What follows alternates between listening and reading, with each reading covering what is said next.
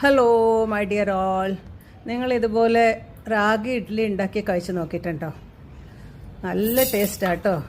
ഞാനിതെങ്ങനെ ഉണ്ടാക്കുക, 2 കപ്പ് റാഗിക്ക് ഒരു 1/4 കപ്പ് അരിയും 1/4 കപ്പ് ഉഴുന്നും ചേർത്ത് കുറച്ച് ഉലുവയും ചേർത്ത് നന്നായിട്ട് കഴുകി ഉപദ്രം വെച്ച ഒരു 3 മണിക്കൂർ. ഇത് ഞാൻ റാഗി വീട്ടിൽ ഇത് സ്പ്രൗട്ട് ചെയ്ത് ഉണക്കി വെച്ചിട്ടുള്ള റാഗിയാണ് കേട്ടോ.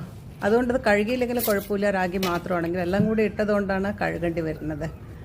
പിന്നെ അത് അരച്ച് കൈ കൊണ്ട് നന്നായിട്ടൊന്ന് ഇതുപോലെ ഇളക്കി വെച്ച് കാലത്ത് എണീറ്റ് നോക്കുമ്പോൾ ഇതുപോലെ ആയിട്ടുണ്ടാവും, അത് ഫെർമെൻ്റായിട്ട്.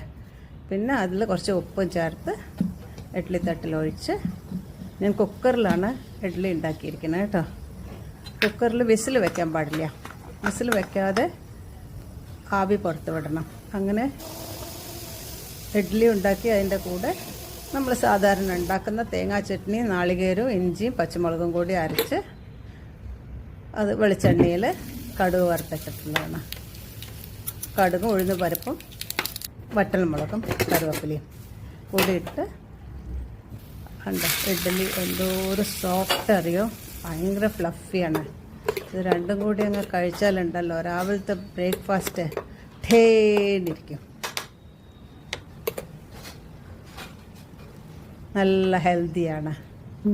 ഇതുപോലെയൊക്കെ നിങ്ങളൊന്ന് ഉണ്ടാക്കി കഴിച്ച് നോക്കൂ കേട്ടോ. ഇനി അടുത്ത വീഡിയോയിൽ കാണാം.